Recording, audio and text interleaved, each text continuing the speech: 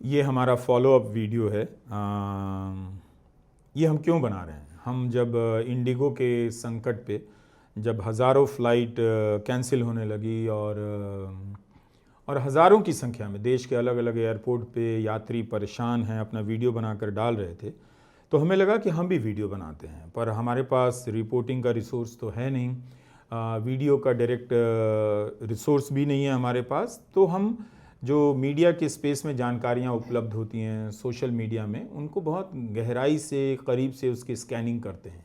उसमें हमें बहुत सारी बातें परेशान करने वाली लगी कि किस तरह से जनता की कहानी को गायब किया जा रहा है, जनता नहीं है। तो हमें लगा कि इस फॉलोअप वीडियो में इस जो हमने वीडियो रवीश कुमार ऑफिशियल पर डाले हैं, इंडिगो की उड़ानों के रद्द होने पर, सरकार के झुक जाने पर, उसके प्रोसेस के बारे में हम वृंदा से बात कर रहे हैं। वृंदा हमसे बात कर रही हैं। हम लोग इस रिकॉर्डिंग के पहले से बात कर रहे थे, काफ़ी परेशान थे कि ऐसा क्यों है कि किसी की भी खबर से एक ढंग की समझ नहीं बनती है। असल में जब हमें दिक्कत हो रही है तो आम पाठक या दर्शक को क्या पता चलता कुछ नहीं है ना? पता चल रहा है। हाँ, क्योंकि हम तो एयरपोर्ट के अंदर हैं नहीं, और ज़्यादातर लोग तो एयरपोर्ट के अंदर नहीं हैं, तो उन तक ये क्राइसिस कैसे पहुंचाया जाए। तो लोग जो एयरपोर्ट के अंदर हैं वो अपनी बात कह रहे हैं, वो एक अलग बात है। लेकिन जब मैंने पिछले कुछ 2-3 दिनों में इस स्टोरी को ट्रैक करना शुरू किया कि मीडिया में इसको लेकर क्या रिपोर्टिंग हो रही है, तो काफ़ी चिंता में डालने वाली स्थिति दिखाई दी कि इतनी बड़ी स्टोरी देश के अलग अलग एयरपोर्ट्स पर ये डेवलप हो रही है, लेकिन जो रिपोर्ट्स आ रही हैं वो 3-4 पैराग्राफ की बहुत ही कर्सरी, बहुत ही सतही रिपोर्टिंग आ रही है, जिसके अंदर इस पूरी सिचुएशन में रिस्पॉन्सिबल असल में कौन है उसे लेकर कोई बात नहीं ठीक से बताई गई। केवल नंबर्स डाल दिए गए कि 200 फ्लाइट कैंसिल है, 500 फ्लाइट कैंसिल है, 1200 फ्लाइट कैंसिल है, लेकिन वो क्यों कैंसिल है? तो आप ये कोई एक रिपोर्ट आपको ढंग की नहीं मिली जितनी आपने देखी, हाँ, कि जिससे आपको पूरी समझ आपकी नहीं बन पाई। जब मैंने आज के शो में, क्योंकि हम इस स्टोरी को पिछले 2-3 दिन से करने के बारे में सोच रहे थे, लेकिन हमें लग रहा था कि हम सिरा नहीं पकड़ पा रहे हैं कि ये कहाँ से ये कहानी शुरू हो रही है। तो जब मैंने आज ठीक से बैठ के फिर से इसको पीछे पीछे जाके ट्रैक करना शुरू किया, तब समझ में आया कि ये कहानी असल में जनवरी 2024 से शुरू हो रही थी, यानी 2 साल पुरानी स्टोरी थी। लेकिन आज की तारीख में मुझे ऐसी कोई रिपोर्ट नहीं मिल पाई जिसमें उस पूरे 2 साल का ठोस ब्यौरा हमें मिल जाए कि हाँ, एक रिपोर्ट पढ़ के, एक या दो इतने एक्सप्लेनर्स छपते हैं, इतने तरह की कमेंट्रीज आती हैं कि उसे पढ़कर कोई एक आदमी को ये समझ में आ जाए कि अच्छा, ये वहाँ से शुरू हुई जनवरी 2024 से, और 2 साल तक इस मामले में कोई ढंग से कार्रवाई नहीं की जाती है, और इसलिए हम इस सिचुएशन में आज हैं। और जब आप पुरानी खबरों को देखती हैं 2 साल पहले से, तब वो सिरा जुड़ना शुरू होता है और पता चलता है कि डीजीसीए ने भी अपना काम नहीं किया, एविएशन मिनिस्टर ने भी अपना काम नहीं किया। आज वो कंट्रोल रूम में बैठ के हाँ, ये अचानक से एक तस्वीर आ जाती है, कंट्रोल रूम में टेबल के पास बैठे हैं अपने सहयोगी के साथ, उसके आगे कुर्सी पर बैठे हैं, जहाँ कभी वो मंत्री जी इस तरह से बैठ कर फोटो नहीं खिंचाएंगे। लेकिन वो कंट्रोल रूम क्या कंट्रोल रूम जैसा दिख रहा है, किसी भी आम सरकारी ऑफिस जैसा लग रहा है। आप किसी तहसील है ये जो तस्वीर आप देख रहे हैं कि ये पंचायत भवन का भी दफ्तर नहीं लगता है इस तरह से। वो भी आज के दौर का अगर कंट्रोल रूम इस तरह का कंट्रोल रूम है। आपको याद है छठ के समय जब अश्विनी वैष्णव अपने कंट्रोल रूम का, अपने दफ्तर में कंट्रोल रूम बनाया उन्होंने, तो उसका वीडियो जारी किया, तो ऐसा लगा कि यहाँ से हवाई जहाज, वो एक तरह से एटीसी सेंटर है, बहुत सारे हवाई जहाज के उड़ानों को मैनेज कर रहे हैं, मंत्री जी ही अपनी उंगलियों से ट्रेन के ट्रैक बदल रहे हैं, इस तरह का बड़ा बड़ा स्क्रीन लगा के सीसीटीवी का कंट्रोल रूम का वो दिया गया। तो ये रेलवे का है, और दूसरी तरफ हम अपने स्क्रीन पर दिखा रहे हैं कि आप एविएशन मिनिस्टर का वो देखिए, और इस तरह से झांसा दिया जाता है। तो बड़ी परेशानी महसूस हम लोग कर रहे थे कि एक तो जो मीडिया में खबरें छप रही हैं, कोई भी रिपोर्टर इस तरह से खबर को नहीं लिख रहा है कि जिससे एक पाठक या दर्शक के रूप में आपको पता चल जाए, आप संतुष्ट हो जाएं। हम जब उसके लिखे हुए के आधार पर रिपोर्ट बनाते हैं तो हमें भी कहीं पे भी विश्वसनीय या कारणों के पीछे जाते रहने की जिद दिखाई नहीं देती। पता चलता है फिर कि सवाल ये उठता है कि फिर क्या वो नहीं लिख पा रहे हैं, लिखना नहीं चाहते हैं, या किसी डर के वजह से, किसी दबाव के वजह से ये स्टोरीज नहीं लिखी जा रही हैं। ये बात भी है। और एक और बात हो सकती है, हो सकता है कि हमारी नज़र से किसी बेस्ट रिपोर्टर की रिपोर्टिंग छूट गई हो, ये अक्सर होता है। एक दो हमेशा अपवाद होते हैं, लेकिन इतना बड़ा सेक्टर है, हर देश में एयरपोर्ट होता है। पता चला कि या चल रहा था जब पढ़ते हुए कि किसी के पास मतलब अनुभवी पकड़ रखने वाला एविएशन रिपोर्टर नहीं है, किसी के पास नहीं है, जो इन पीछे के कारणों को सामान्य पत्रकारों से ज्यादा बता रहा हो। कई अखबारों की रिपोर्टिंग एक जैसी है। इसका मतलब क्या हुआ कि अखबार रिपोर्टर पर इन्वेस्ट नहीं कर रहे हैं, और रिपोर्टर रख भी रहे हैं तो रिपोर्टर रिपोर्टिंग नहीं कर रहा है, क्योंकि सबके भीतर ये बात चली गई है कि जरा सा क्रिटिसाइज कर देंगे, सरकार का बुरा हो जाएगा, पता है पर लिखेंगे नहीं। देखिए, तो वहां इंडिविजुअल लेवल से ही सेंसर होना शुरू हो गया है और वो खबर आती नहीं। तो ये जो बड़ा पक्ष लगा हमें कि इतना बड़ा सेक्टर है, इतनी बड़ी क्राइसिस हुई है, और इसकी रिपोर्टिंग से आप कुछ भी नहीं जान पाते। मतलब जब इस खबर को ट्रैक किया तो जिन पुरानी खबरों से इस स्टोरी को समझा, तो ऐसा नहीं है कि एविएशन के एक्सपर्ट्स नहीं हैं। मैंने हिंदू में, एक्सप्रेस में और हिंदुस्तान टाइम्स में पुरानी रिपोर्ट से एक आर्काइवल मेहनत करके वो कहानी आप निकाल सकते हैं, लेकिन एक आम दर्शक के लिए वही वो जो तो नहीं कर सकता है, वो नहीं कर सकता इतना समय। और इस वक्त जो लोग एयरपोर्ट्स में फंसे हुए हैं, उनको ये कैसे समझ में आएगा कि ये आज अचानक कैसे हो गया? ये अचानक नहीं हुआ। इसलिए इस पूरी कहानी में अगर आप अचानक से कहेंगे कि हाँ पायलट्स की मांग इसके लिए जिम्मेदार है, तो वो गलत है। और पायलट की भी आवाज मुख्य रूप से नहीं आई। उनका इतना बड़ा क्राइसिस और उनका संगठन है, सारे पायलट को लोग पत्रकार जानते होंगे, उनकी कहानियों से, उनकी दिक्कतों से, उनके पक्षों से मीडिया भर जाना चाहिए था। पत्र चल रहा है, पर वो भी गायब है। उनका पत्र चल रहा है, लेकिन हम उन संगठन के चेहरों को क्यों नहीं देख रहे, क्यों नहीं वो हेडलाइन में है ना?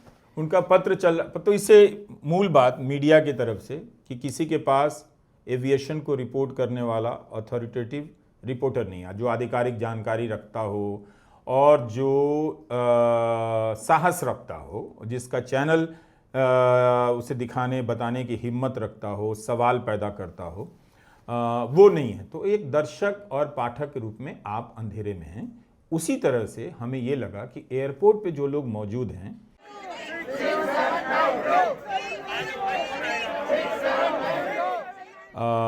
वो भी उसी तरह से अंधेरे में हैं। उन्होंने ज़रूर एयरपोर्ट पे नारे लगाए, ज़रूर उन्होंने अपना वीडियो बनाया और वायरल किया, सोशल मीडिया पर डाला, तब मीडिया गया, तब मीडिया का ध्यान गया। यानी लोग पुकार रहे हैं वीडियो बना कर। पहले के समय जब हम टीवी में आए थे तो हम दौड़ कर जाते थे कि कोई मिल जाए जो परेशानी बताए, तो हम उसका वीडियो बनाएंगे, रिपोर्ट बनाएंगे और दुनिया तब देखेगी। यहाँ दुनिया अपना वीडियो बनाकर मीडिया को दिखा रही है कि हमारी तरफ आइए। बिल्कुल, जिस मीडिया का काम था दुनिया का वीडियो बनाकर, यात्रियों का वीडियो बनाकर दुनिया को दिखाने का, अब क्या हो रहा है कि यात्री अपना वीडियो बनाकर मीडिया को दिखा रहे हैं ताकि मीडिया दुनिया को दिखाए, और मीडिया ना दिखाए तो कम से कम उनके वीडियो से दुनिया को दिख जाए। यानी कोई किसी को देखना नहीं चाहता, और खासकर जनता इसमें इनविजुअल अदृश्य होती जा रही है। नहीं, बिल्कुल। और देखिए, हम पहले बात कर रहे थे, हम काफ़ी वक्त से इस बारे में बात कर रहे हैं कि कहा जाता है कि हम मीडिया की एज में हैं, हमारे हाथ में स्मार्टफोन्स हैं, एयरपोर्ट्स में जो लोग बैठे हैं उनके पास तमाम तरह के सोशल मीडिया के प्लेटफॉर्म्स हैं अपनी बात कहने के लिए, रखने के लिए, लेकिन मीडिया की रिपोर्टिंग में वो लोग भी गायब हैं। मतलब आप अगर अखबार तो चलिए कल आएंगे, या जैसे जो टीवी में रिपोर्टिंग हो रही है, अगर इसको लेकर हो रही है, उसमें आपको पता ही नहीं चलेगा कि लोगों का क्या क्या क्राइसिस आज और कल और पिछले 3 दिन से लोग गुजर रहे हैं, उनकी जिंदगी में क्या हुआ। किसी के घर में हो सकता है कोई गुजर गया हो, किसी को इलाज के लिए कहीं जाना है, किसी जॉब इंटरव्यू के लिए जाना है, किसी का कोई एग्जाम हो सकता है। आज एक वीडियो वायरल हो रहा है कि एक कपल को अपना रिसेप्शन ऑनलाइन अटेंड करना पड़ रहा है, तो वो भी जब वो अपने आप में मतलब एक बहुत खराब हालत है। रिसेप्शन की मिठाई मिस कर गया अपने बेचारे, अपने ही रिसेप्शन का खाना नहीं खा पाए बेचारे। पर एक तरह से वो एक कैची स्टोरी बनी, तब वो दिखाई देती है, मगर उसके पीछे ऐसी बहुत सारी और कहानियां होंगी जो उतनी कैची नहीं होंगी, जिन्हें देखकर आपको मतलब इतनी क्यूरियस कहानियां नहीं होंगी, लेकिन उनकी वैल्यू अपने आप में थी और वो कहानियां नहीं दिखाई दी। जब इंडिगो ने अपना माफ़ीनामा पब्लिश किया तो उसके नीचे लोगों ने अपनी इतनी शिकायतें लिखी हैं, लेकिन वो मीडिया से गायब है। वो कहानियां नहीं है कि किसी को 15,000 टिकट देना पड़ा, किसी का इम्तहान छूट गया, कोई शादी में नहीं जा पाया, हज़ार तरह के काम में नहीं जा सका, उसका नुकसान हुआ है। और 15-15 घंटे 20-20 घंटे एयरपोर्ट पर इंतज़ार करना पड़ा। क्या तब कोई मंत्री को नहीं जाना था? अभी खबरों को कैसे मैनेज किया जा रहा है? अमित शाह ने, ब्रेकिंग न्यूज़ चल रहा है, अमित शाह ने एविएशन मिनिस्टर से को फ़ोन किया। ये कैसे सरकार चल रही है कि होम मिनिस्टर को फ़ोन करना पड़ रहा है, वो भी 4 दिन बाद? ये क्राइसिस 3 दिसंबर से तो मीडिया में आ ही रही है, ये संकट, और लोग वायरल कर रहे हैं। और आज शाम को खबर आती है अमित शाह ने फ़ोन किया, ब्रेकिंग न्यूज़। जैसे अब सारी संकट का चेहरा जो है वो अमित शाह का फ़ोन करना हो जाएगा, उसके पहले मंत्री जी का कंट्रोल रूम में पहुंचना हो जाएगा, और इस तरह से आपको भटकाया जाता है। और जब देखिए जब पूरी कहानी ख़त्म हो गई, जब ये सारा इतने लोगों पर असर पड़ा और उसके बाद में डीजीसीए ने अपना रूल वापस ले लिया, तब कहा जा रहा है कि बहुत बड़ी प्रोब होगी, हाई लेवल प्रोब होगी और 15 दिन बाद रिपोर्ट आएगी। तो उस बात का अब कोई मतलब नहीं रह गया। किसी ने भी इस तरह से मजबूती से पॉइंट आउट नहीं किया कि क्या खेल हुआ है, कौन जिम्मेदार है, ब्लैकमेलिंग हो रही है और इस तरह से सरकार झुक रही है। किसी मीडिया ने नहीं। आप पुतिन के पीछे देखिए, वहां भी कोई खबर है नहीं किसी के पास, केवल विशेषणों का इस्तेमाल हो रहा है, उपमाओं का इस्तेमाल हो रहा है, जानकारी नहीं, कहीं ठोस विश्लेषण नहीं है। और इस तरह से आपको लगे कि इसमें गंभीरता है, तो जो पूर्व सेना के अधिकारी हैं वो वर्दी में चले आ रहे हैं स्टूडियो में बात करने के लिए, कि और उनकी बातों में अगर दम नहीं है तो उनकी वर्दी पर भरोसा कर लीजिए। तो वर्दी का सम्मान तो जनता हमेशा ही करती है। बात यहां विश्लेषण की हो रही है, तो मीडिया किस तरह से विश्लेषण के नाम पर क्या कर रहा है वो समझने की बहुत जरूरत है। मुझे लगता है कि एयरपोर्ट पे जो लोग परेशान हैं वो आज खुद अपनी लापरवाहियों के भी शिकार हुए हैं। टिकट कटाने के लिए नहीं, एयरपोर्ट पर जाकर बोलने के लिए नहीं, बोला उन्होंने, लेकिन उनकी ही कहानी गायब हो गई। जिस मीडिया को वो कंज्यूम करते हैं और पिछले 2014 के बाद से देख रहे हैं, आम जनता की कहानी इस मीडिया के स्पेस में नहीं है, फिर भी उसके फैलाए प्रोपेगेंडा के शिकार होते हैं। और आज उन्होंने देखा कि जब एयरपोर्ट पे जब 20-20 घंटे तक उनके सामान बिखरे हैं, कहीं उनके सोने बैठने की जगह नहीं, एयरपोर्ट पर बैठने की तो जगह होती नहीं है, लोग केवल खाली एयरपोर्ट बनाया जाता है और उसमें उनकी अपनी कहानी गायब है। तो जनता ने जब जनता होना छोड़ दिया तो मीडिया ने भी उसे जनता समझना छोड़ दिया, सरकार ने भी उसे जनता समझना छोड़ दिया कि ये पब्लिक है, इसे तकलीफ हुई है। पहले ही दिन 3 दिसंबर को जब ये खबर आई, आज 1000 उड़ानें रद्द हो गई 4 दिसंबर को और 500 उड़ानें रद्द हो गई, तो कोई अंतर तो नहीं है ना उसमें, उसमें तो कोई अंतर नहीं है, नंबर का ही फर्क है। और दूसरी बात ये भी है कि हम अभी आज फ्लाइट्स की बात करें, 3 महीने पहले छठ का समय जब था, तब इसी तरह से ट्रेन्स में लोग लदा कर किसी तरह से भेजे जा रहे थे। और आज के जो विजुअल्स हैं एयरपोर्ट से जो आ रहे हैं और उस समय जो रेलवे स्टेशन से आए थे, उसमें एक तरह से बहुत ज़्यादा फर्क नहीं है। केवल मीडियम और जगह का अंतर है कि वो ट्रेन है, एयरपोर्ट है। और कई लोग लिख भी रहे हैं कि एयरपोर्ट को स्टेशन बना दिया, और इस तरह से उसकी हालत ऐसी हो गई, जो कहते थे कि हम रेलवे स्टेशन को हवाई चप्पल पहनने वाला हवाई यात्रा, नहीं, ये कहते थे कि हम रेलवे स्टेशन को एयरपोर्ट जैसा बना दें। और अब लोगों ने कहना शुरू किया कि हम एयरपोर्ट का हाल उन्होंने स्टेशन जैसा बना दिया। तो रिजल्ट क्या निकला? ना तो रेलवे स्टेशन एयरपोर्ट हुआ, ना एयरपोर्ट हो सका। तो इस तरह से और ये हालत है। और आप देखिए कि किस तरह से आपके आगे छवि बनाई जाती है। हजारों करोड़ रुपए खर्च कर अमृत भारत स्टेशन के नाम पे स्टेशनों को बाहर से चमकाया गया, भीतर गाड़ियों की हालत वैसी रही। 2-4 गाड़ियां लॉन्च की गईं, लेकिन आप जो कंबल की बात बता रही थी कि लोग खाने की बात बता रही थी कि इतनी शिकायतें आती हैं। 1 महीने तक अगर एसी का कंबल नहीं धोया जाता है, मतलब हमारे घरों में लोग एक मिट्टी के कण के पीछे लड़ाइयाँ लड़ लेते हैं, और आप बाहर जाते हैं तो आप होटल्स में हाउसकीपिंग को कितना परेशान किया जाता है। और यहाँ पर 1 महीने तक second AC, third AC, first AC में ट्रैवल करने वाले लोगों के कंबल नहीं धुलते हैं और आपको कोई फर्क नहीं पड़ता। तो फिर अचानक से असल में सरकारों को, नेताओं को ये लगता है कि हाँ अच्छा ये भी चल जाएगा, ये भी लोग सह लेंगे, ये भी इसको भी एक फ्री पास मिल जाएगा। तो जैसे जैसे फ्री पास मिलता जाता है वैसे वैसे वो जो गैर जिम्मेदारी है वो बढ़ती जाती है। इसीलिए हमें लगा कि एक फॉलो अप वीडियो बनाते हैं जिसमें हम बात करते हैं कि किस तरह की जनता है। गरीब लोग ज़्यादा अभिव्यक्त करते हैं अपने आप को। आप छठ में जाने वाले यात्रियों के जो वीडियो वायरल हुए वो सुनिएगा। और बेशक एयरपोर्ट पे कई यात्रियों ने अपनी समस्याएं बताई हैं, लेकिन ज़्यादातर यात्री क्यों चुप रहे? उनके पास भी स्मार्टफोन है, उनके पास भी ट्विटर है, सोशल मीडिया है। उन सबको बोलना चाहिए था, उन सबको अपनी कहानी रखनी चाहिए थी। हमारा बस इतना कहना है कि जब आप अपनी परेशानियों को लार्जर पर्सपेक्टिव में, व्यापक परिप्रेक्ष्य में नहीं रखते हैं, सिस्टम लोकतंत्र से नहीं जोड़ते हैं, तो आप अपने आप को जनता के रूप में समाप्त कर देते हैं। और जब आप जनता नहीं रह जाते हैं तो फिर आपको कोई क्यों देखेगा, क्यों आपकी परेशानियों की कोई परवाह करेगा? खबरें मैनेज कर दी जाएंगी, चीज़ें मैनेज हो जाएंगी। जो 3-4 दिनों में बर्बादी हुई, किसी को टिकट 15,000 20,000 में खरीदना पड़ा, उसके तो पैसे लूटे, 60-60 हजार के टिकट आ रहे हैं इस तरह से, की जो हैं वो हो गए। तो वो बर्बादी तो हुई, वो वापस नहीं आएगी। तो हमारा बस इतना कहना है कि नागरिक बनिए, और आप केवल यात्री नहीं हैं, है ना, हवाई यात्री नहीं हैं, लोकतंत्र के भी यात्री हैं। और वो बनिए, अपनी बात कहिए, सरकार से डिमांड कीजिए, जवाबदेही की मांग कीजिए, और दूसरे जब जवाबदेही की मांग करते हैं उनका भी साथ दीजिए।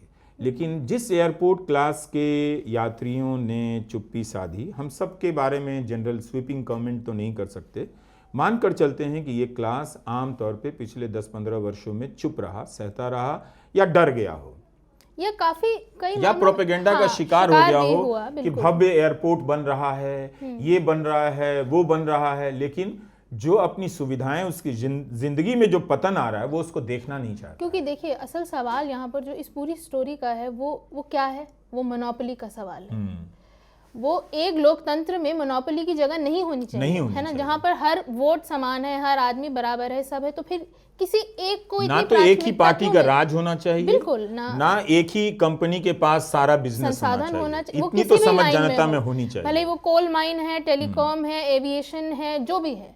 तो अगर आप मोनोपोली के खिलाफ या किसी केंद्रीयकरण जो है पावर का, रिसोर्सेस का, उसके खिलाफ, और वो कम्युनिटी के हिसाब से भी है, क्या हम धर्म के हिसाब से, क्या हमें लगता है कि कोई एक धर्म का वर्चस्व होना चाहिए, एक ही पार्टी का वर्चस्व होना चाहिए, एक ही पार्टी को कई हजार करोड़ का चंदा मिलना चाहिए, बाकी किसी को नहीं मिलना चाहिए? तो ये जो चीजें हो रही हैं, जब तक आप नागरिक के रूप में देखना शुरू नहीं करेंगे, इस पर बात करना शुरू नहीं करेंगे, सिर्फ ये चिल्लाने से एयरपोर्ट पे कि हमारी फ्लाइट कैंसिल हो गई, 20 घंटे से डिले है, आप जनता के रूप में आपकी वापसी होती नहीं है।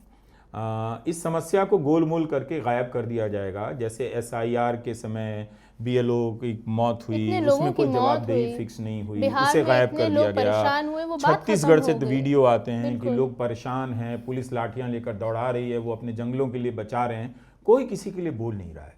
जनता की बात जब भी आती है, सरकार परेशान नहीं होती। इस बात को लेकर जनता को परेशान रहना चाहिए कि ये कैसा दौर है, क्या इसमें उसका कोई फायदा है या नुकसान है, या फिर जो आज एयरपोर्ट पर हुआ है, उस तबके को यह समझना चाहिए कि उसके साथ तो बहुत देर से हुआ, लेकिन ठीक इसी तरह की चीजें कुंभ से लेकर तमाम जगहों पर और लोगों के साथ होती रही हैं, और कोई जवाबदेही कभी तय नहीं हुई। ओडिशा में रेल की दुर्घटना हुई, रेल मंत्री पे की जवाबदेही की बात की गई, कोई तो टस से मस नहीं हुई। कितने हादसे इस वक्त, इस पिछले कुछ 5-10 सालों में रेल के हो चुके हैं, या इतने धमाके हो गए, आतंकवादी हमले हो गए, इतने लोगों की मौत हुई है। प्रेस कॉन्फ्रेंस तक नहीं हुई दिल्ली में जो धमाका हुआ, कोई प्रेस कॉन्फ्रेंस नहीं, कोई आधिकारिक जानकारी नहीं, ऑफ रिकॉर्ड खबरें चल रही हैं। उन ऑफ रिकॉर्ड खबरों को आप खंडन भी कर रहे हैं कि ये गलत है, वो सही है। तो एक सही चीज तो बताइए कि आखिर हुआ क्या है। और जो लोग इस्तीफे की मांग करते हैं, मान लीजिए, तो उन्हीं को जिम्मेदार, उन्हीं के पीछे पड़ जाते हैं, उन्हीं की ट्रोलिंग शुरू हो जाती है कि इस्तीफा क्यों मांग रहे हैं। तो इसलिए एयरपोर्ट पे जो दर्शकों ने देखा है, जो यात्रियों ने देखा है, उन्होंने उस संकट को देखा है जो पिछले 2014 के बाद से पैदा हुआ है, और जो आने वाले समय में भारत और बड़े स्केल पे देखने जा रहा है। तो ये तय आपको करना है। हमें यही बात बेचैन कर रही थी कि इतने लोग एक हाई क्लास के लोग एयरपोर्ट पे मौजूद हैं, उनकी कहानी कहने वाला कोई मीडिया नहीं, मीडिया में कोई योग्य रिपोर्टर नहीं, और वो लोग भी खुद उनका अपना इतना शरण हुआ है, पतन तो मैं नहीं कहूँगा, क्योंकि उन्होंने एक बात तो की कि उन्होंने विरोध किया, प्रदर्शन किया, इसके लिए वो तारीफ़ के लायक तो हैं, मगर जब तक वो अपनी समस्या को व्यापक परिप्रेक्ष्य में नहीं देखेंगे, हवाई यात्री की जगह के साथ साथ लोकतंत्र के यात्री के रूप में नहीं देखेंगे, जवाबदेही तय नहीं होगी। और होगा इसकी जगह ये जो इस वीडियो में आप देख रहे हैं, मंत्री जी आज ही के दिन 5 दिसंबर के दिन एयरपोर्ट जा रहे हैं, एयरपोर्ट के रूट में जो मेट्रो है उससे जा रहे हैं। अब आप इस वीडियो को देखिए, ज़रा बताइए, इस दिल्ली में लाखों लोग मेट्रो से चलते हैं, धक्के खाकर चलते हैं, फिर भी चलते हैं, लेकिन मंत्री जी जब एयरपोर्ट जा रहे हैं तो उसका एक वीडियो बनाया जाता है। इस पे कितना समय खर्च हो रहा है, वो अपने आप और में आपको ये घटना दिखाया बना जा दी रहा गई है, है हाँ, जैसे। जैसे वो कोई न्यूज़ है, उसमें जबकि कोई वो इंफॉर्मेशन नहीं है, और कोई वो सूचना नहीं है। एयरपोर्ट से कनेक्टेड है ये लाइन, तो क्या उन्हें ये नहीं पता कि एयरपोर्ट पर क्या हालत है, क्या हालत, और वो हालत नहीं दिखाई दे रहा। आज के दिन एयरपोर्ट पे जो संकट है वो बिल्कुल उस वीडियो में उनके ट्वीट में उसका जिक्र नहीं है, पूरी तरह से और क्लीन कर यही दिया हम कहना चाहते हैं कि ये जो वीडियो आप देख रहे हैं, ये वीडियो है, केवल वीडियो है, मेट्रो स्टेशन या मेट्रो ट्रेन के भीतर का बनाया हुआ वीडियो है, जिसमें आपको ये मंत्री जी जो गुजरात जा रहे हैं, जिन्होंने खुद अपने ट्विटर हैंडल पर डाला स्टेट है, एविएशन मिनिस्टर हैं, एविएशन के राज्य वो एक मंत्री दूसरे हैं, मंत्री हैं, हाँ, और ये हाँ, दूसरे, हाँ, ये रेड्डी साहब हैं, ये कोल मिनिस्टर हैं, ये कोल मिनिस्टर हैं, ये जा रहे हैं गुजरात, और इन्होंने अपना पूरा एक वीडियो डाला हुआ है। तो इसमें इंफॉर्मेशन नहीं है, पर मंत्री जी क्या कर रहे हैं, इंफॉर्मेशन की जगह इस तरह के इंटरटेनमेंट वाले वीडियो को डाल रहे हैं, जिसे आप इंफॉर्मेशन समझते हैं। हमारा बस इतना कहना है कि ये सब इंफॉर्मेशन नहीं है। प्रधानमंत्री ने पुतिन को किस कार में बिठाया, कैसे बिठाया, ये इंफॉर्मेशन नहीं है। इंफॉर्मेशन ये है कि दोनों देशों के बीच क्या बातचीत हुई, कैसे बातचीत हुई, उस बातचीत का भारत के अन्य देशों के रिश्तों के साथ, भारत और रूस के साथ जो रिश्ते हैं उस पर क्या असर पड़ेगा, अमेरिका के साथ क्या असर पड़ेगा। पर ये वाली बातचीत करेंगे आप तो आपको इंफॉर्मेशन चाहिए, और इंफॉर्मेशन है नहीं, तो आपके पास क्या बचा इंफॉर्मेशन, ये कि प्रधानमंत्री ने कौन सी गाड़ी पर पुतिन को बिठाया, और और सेल्फी ली तो कैसे ली, और एक मंत्री ने मेट्रो ट्रेन के जरिए हवाई अड्डे तक यात्रा की, जिस हवाई अड्डे पर लोग इतने परेशान हैं, सैकड़ों उड़ानें रद्द कर दी गई हैं, उसकी कोई सूचना नहीं, लेकिन उसी हवाई अड्डे पर जाने के मंत्री जी के वीडियो हैं। तो इंफॉर्मेशन का ये जो संकट है, उम्मीद है आप हमारी बातचीत से कुछ आपको अंदाजा हुआ होगा। क्या हटाई जा रही है, क्या दी जा रही है, क्या लाई जा रही है, क्योंकि सिर्फ डिलीशन की बात नहीं है ना, कुछ इन्फॉर्मेशन उसकी जगह आ भी तो रही है, तो उस इन्फॉर्मेशन को कैसे जज किया जाए, उसे कैसे इवैल्यूएट करना चाहिए, ये सब भी आई थिंक एक पाठक, एक दर्शक, एक नागरिक के रूप में आज की तारीख में बड़ी ज़रूरी जिम्मेदारी है। तो उम्मीद है कि आप जो एयरपोर्ट पर हुआ है उसे ठीक से समझेंगे कि किसी कंपनी को इतना शक्तिशाली नहीं हो जाना चाहिए कि सरकार झुक जाए, और किसी सरकार को इतना भी शक्तिशाली नहीं होना चाहिए कि उसके सामने जनता की औकात खत्म हो जाए। बस इतनी सी बात कहनी थी, बात थोड़ी लंबी हो गई। उम्मीद है आप इस वीडियो को भी देखेंगे। नमस्कार। नमस्कार। हाँ?